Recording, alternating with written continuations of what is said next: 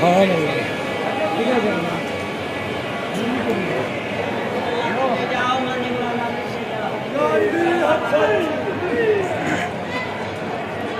लाल शहबाज कलंदर की बारगाह में हाज़िरी माशाअल्लाह।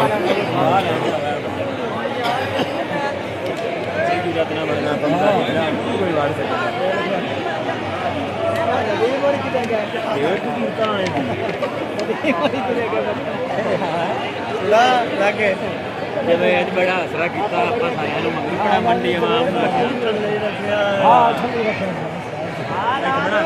सारे